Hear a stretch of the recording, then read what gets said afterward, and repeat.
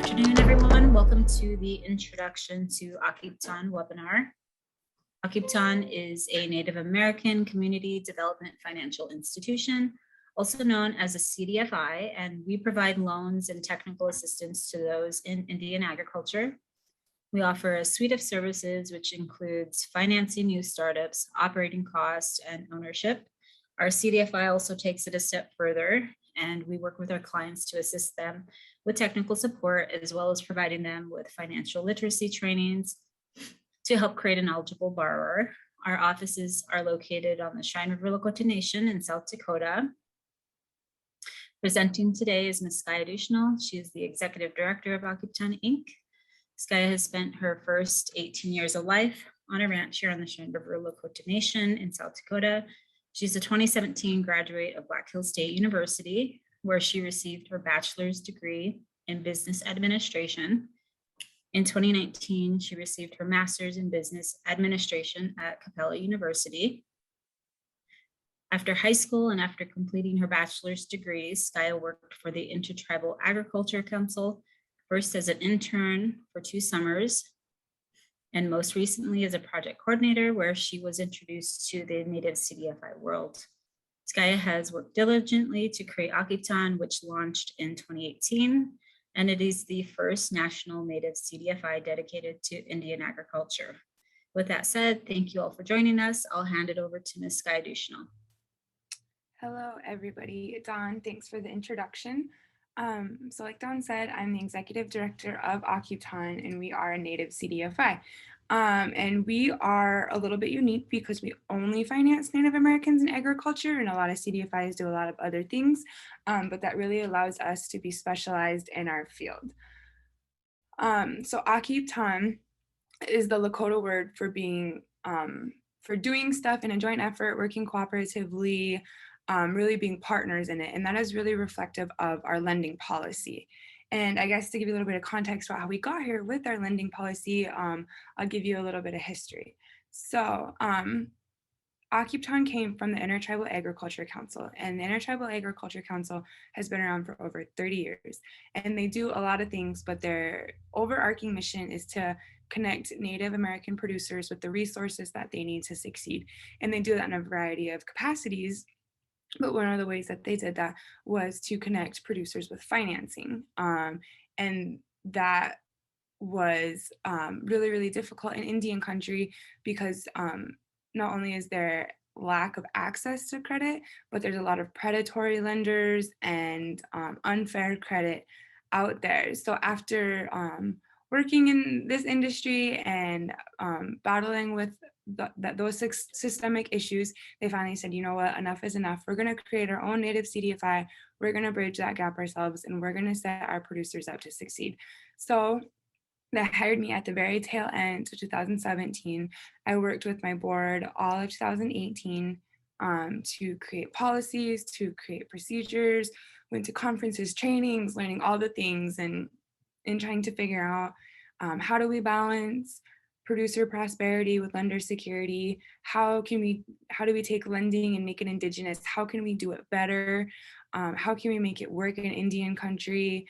How do we practice our patient capital lending philosophy versus being another extractive lender, and all the things, right? We really wrestled with these big overarching questions, and we came up with a solution, and we officially launched for lending in January 2019. So we're just about have 3 years of lending under our belt, which is really exciting. And so Akiptan, what does this word mean? So it's the Lakota word for doing stuff together in a joint effort. And that's really reflective of our lending philosophy of trying to be partners in this, trying to do better, trying to be better, right?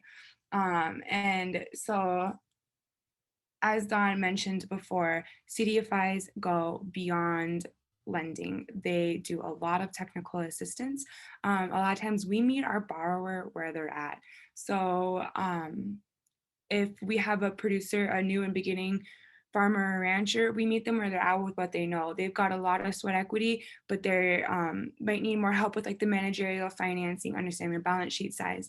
When we have someone more experienced, they might need help with the succession planning or different areas like that.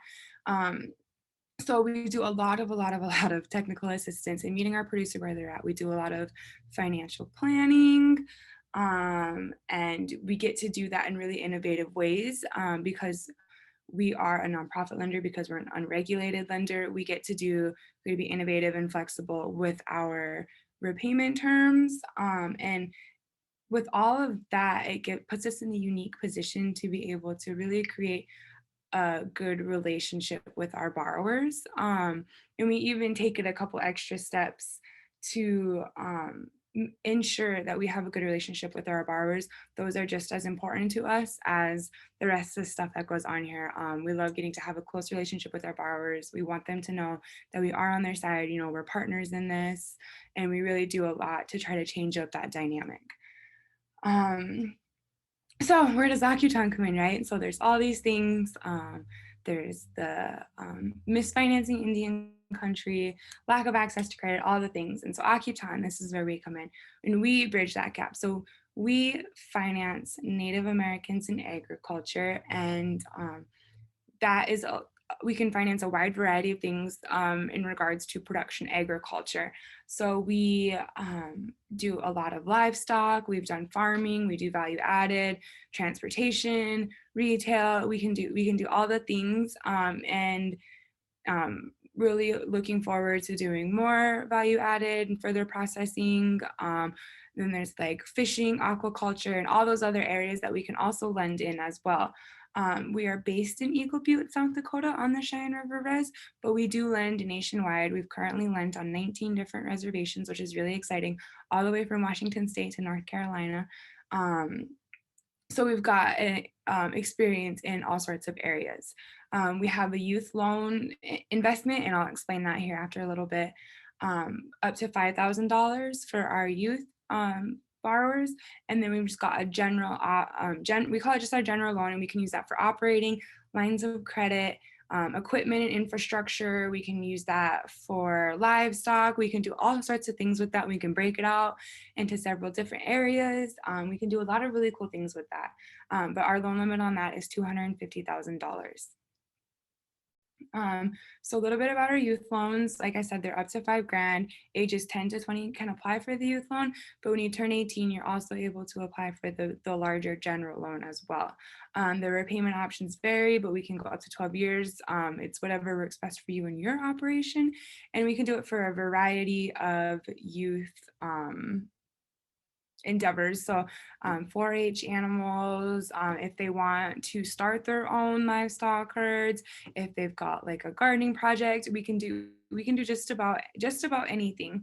And then here's our general loan and investment. Like I mentioned, we can use it for a wide variety of things, up to $250,000, and we can do it in the traditional repayment style or the investment repayment style.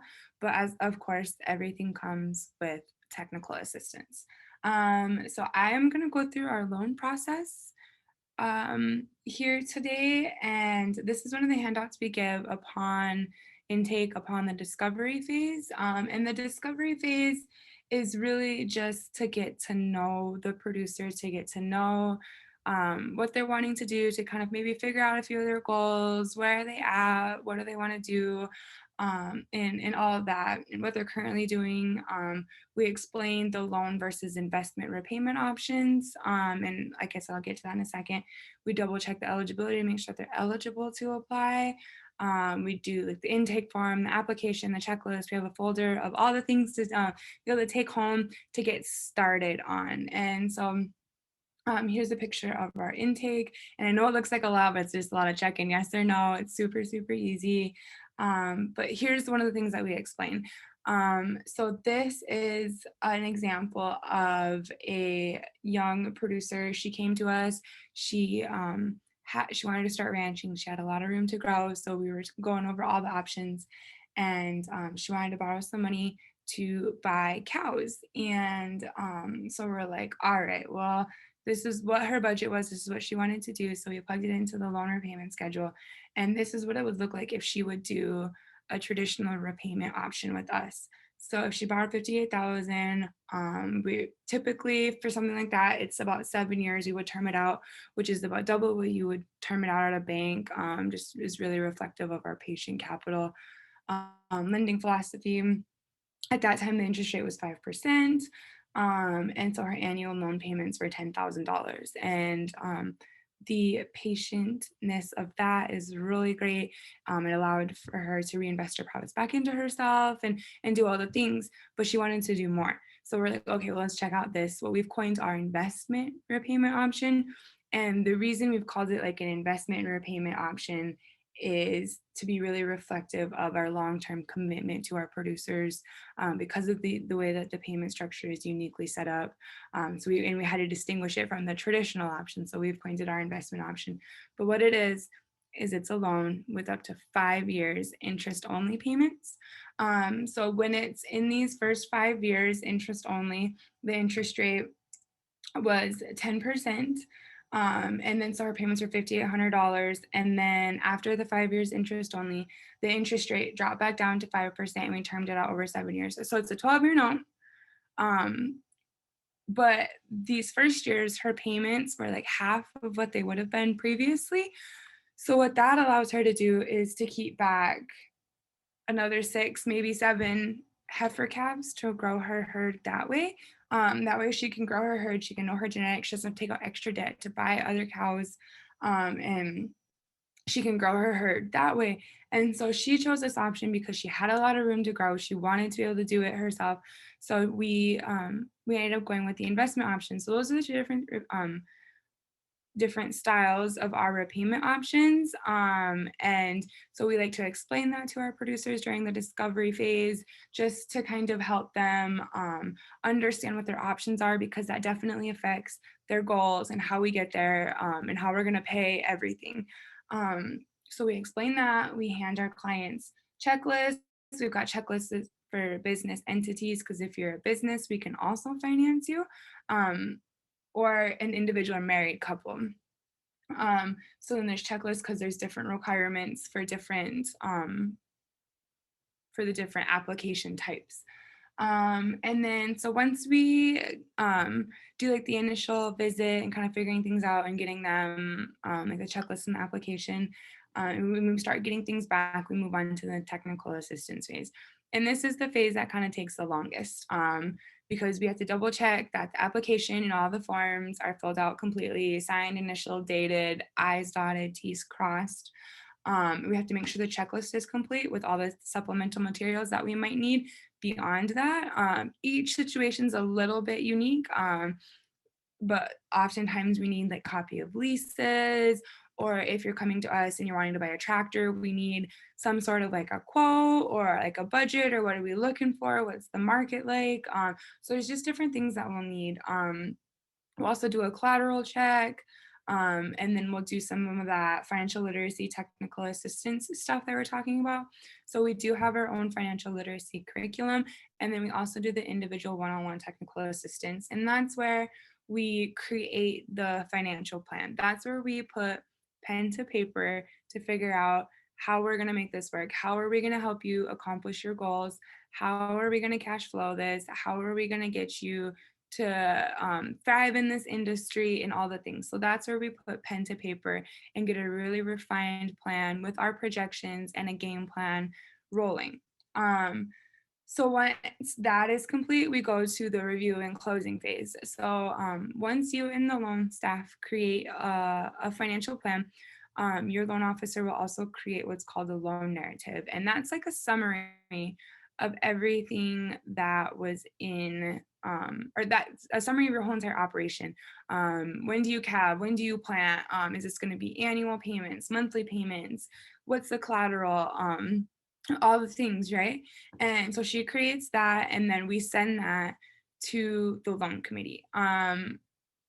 We are not able to make any decisions in-house. That stuff has to go directly to the loan committee for review. So the loan staff looks at it with you. You guys all sign off on it, give it the A-OK. I just do a quick review of it to make sure that everything is A-OK, and then off to the loan committee. And if there's any questions, the loan committee will ask the loan staff. And if our loan staff can't answer it, they reach out to you just so that the loan committee has all the information. Sometimes there's questions that they have that just aren't in the loan narrative. It's usually really informal, really easy. And then they go on to make their decision. And so if the application is denied, we don't like using the word denied. We like to kind of say not yet. But if it's not approved right away, then the loan committee will provide suggestions on how to make it approvable. They're like, hey, your projections look off in this area. Let's try this. Or we're a little weak in this area. Let's review that and then let's bring it back. So then you can go back and work with the loan staff. We just don't say, nope, sorry about your luck. We definitely work with you to try to be able to implement what the loan committee is suggesting. If the application is approved, we go forward with loan closing documents. And then that's where we sign all the papers, we sign the loan agreement, we sign the security agreement, you get us the receipts, we do the disbursements, you buy the cows, you buy the equipment, you plant the seeds, you do whatever you're doing. And so then we move up to the follow-up stage, follow up with our clients. So our follow-up is a little bit unique, but it helps to ensure those positive relationships with our borrowers. So we do quarterly check-ins with our clients, and our quarterly check-ins are really informal. They are oftentimes just a phone call, or if you happen to stop in the office, or we have it to where our clients can text us if that's easier as well. Sometimes site visits get to happen. It kind of just depends, but they're really, really informal, just making sure that you don't have any questions for us. We don't have any questions for you. This last 2 years with like the drought and COVID, we've made sure that all of our producers know about like CFAP, EIDL, PPP loans, all the different programs. We also use this to be proactive to situations too. Like this year with the drought, some of our clients, they're like, I don't know, it's a drought. We might have to buy hay if we can't put up enough. And so we're also proactive to those situations instead of at a traditional bank where the only time you go in once a year to make your payment, or you go in when things have went south, and then you're trying to be really reactive. We try to not be like that. We try to be really proactive and stay on top of the ball and just make sure that we've got all the plans worked out beforehand so that things can go as smoothly as possible. And then we have an annual financial review after you sell. And that's just to help see like where are we at with your goals? Did we accomplish what we wanted to? Were our projections close to correct? And if they weren't, is there something we can do to help? Is there things that we can help, like risks we can help mitigate? Do we need to throw out the original goals and restart a plan to get you to those goals? Or what do we have to do? And so those ones are a little bit longer and a little bit more intense, but they're also the most exciting because we get to see those numbers in action. We get to see those numbers working. So that's a little bit about our follow-up process with our clients. Here is my contact information. And then you can follow us on Facebook, Twitter. We have a really great newsletter you can sign up for on our website. We get to have a really cool newsletter that's going out with a bunch of information and all the things. So that's a little bit about our loan process. And if there's any questions, I'm happy to answer them now. Thanks, Gaia. We do have a lot of questions here, so I'll just go ahead and read through them. The first one is, what do you take as collateral? Yes, that's a really great question. Most of the time, when we finance you for livestock or equipment, infrastructure, something like that, what we take for collateral is what you're buying. That's our one-to-one match. Most of the time, when we have to get creative and think outside of the box a little bit, is when you're suggesting like lines of credit or operating. Then sometimes we might have to find different collateral, but majority of the time, what you're buying is your collateral. So. Okay, thank you. Next question is, how long does the review process take? And is there a time frame you could give to me for an answer? Yeah. So I have seen the whole process take as little as like 2 days, and I've seen it take as long as like 2 months. A lot of it just depends on when you're able to get us stuff so we can get working, and then we have busier times of the year. But as far as the review process from the loan committee, We try to say 2 weeks. That way, we're being really conservative on that guess and we can make sure. But it definitely does take them time. They review everything via email. They don't meet like in person or via Zoom every time we turn in an application. So that's kind of also why it takes a little bit longer. So we really, really encourage um, coming to us early and applying because we can get the loan approved and hold the money for a couple months till you're ready. We're totally happy being flexible like that, but we just want to make sure that we have enough time to make so that we can do this. Awesome. Okay, next question. If a loan is not approved, do you still provide technical assistance to help make it approvable? Or is the TA only for clients of yours?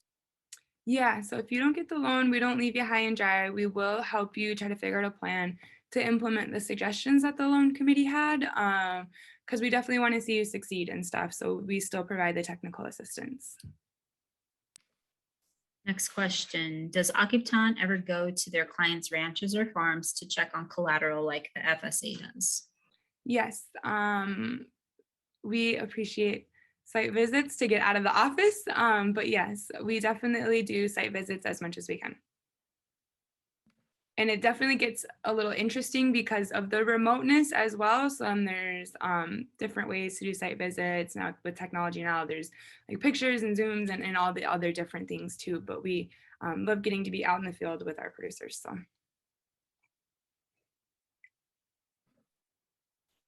Next question. Is Akiptan FSA guaranteed? No, we are not a guaranteed lender.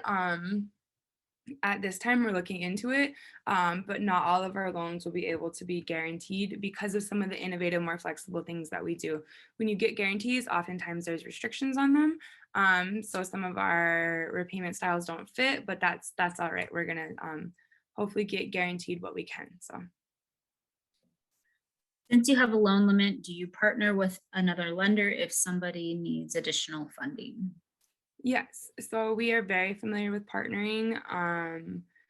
We've partnered on total refinances. We've also partnered on like they take out the max with us for livestock and then go to somebody else for the operating, different things like that. And we've also coming in like second or third lien position if you already have other lenders is also something that we're very familiar working with. Would I be able to apply for more than one loan? Let's say I want to buy cattle, but also need an operating loan too. I think you kind of answered that one in your last reply, but if there's anything else you want to add. Yeah, so that's also something that's really common too, is so say for example, you want to spend $175,000 buying cattle and then the other 700 or the other $75,000 for operating, we can do that too, as long as your loan is not going over the total cumulative amount of your loans is not over 250,000. We can do that. You can do all cows, you can split it, you can have one loan for cows, one loan for a tractor, and one loan for operating, as long as it's all but underneath the 250,000. If it's above that, then that's when we start looking at partnering with other organizations. Can Akiptan also do a total refinance of current debt? Yep, we can. We can buy out. We've also done that before where someone has some debt at a different lender. We'll buy out that debt and also finance them for more cows. That way they just have one lender. That's something we've done before too. We can do total refinances, partial refinances. We kind of like to see how it looks. So if there's like a better interest rate or if you have like 0% financing at Kubota or something and at 0% financing, we wouldn't want to refinance that because we're going to charge interest. And so that makes no sense. But we'll definitely refinance where we can and if it all makes sense. What if my partner is not Native American? May we still apply jointly? Yes, as long as the primary operator is Native, that makes you eligible. So you're eligible if you're the primary. We finance individual Native Americans and Native businesses. So if you have an entity that is majority Native owned, that is eligible. Or if you are a member and your partner is a non-member, that's okay, as long as like the primary member is Native or the primary operator is Native. We do not finance anything that has to do with tribes, like if it's a tribally owned business, or like sub organization of the tribe. The tribes have other resources that they can go to for financing. So we try to make sure to keep all of our resources available for individuals or individually owned entities. And we can also finance co-ops as well. Okay, that's all the questions that we have. Thanks, Skaya. Thanks everyone for participating today. Skaya's information is here on the screen, but if anyone has any questions, feel free to reach out to us. We'll also be hosting future webinars for our clients and potential clients. So please take a moment to follow our social media channels. And we would also like to invite you to sign up for our website newsletter. Thanks everyone. Have a great day.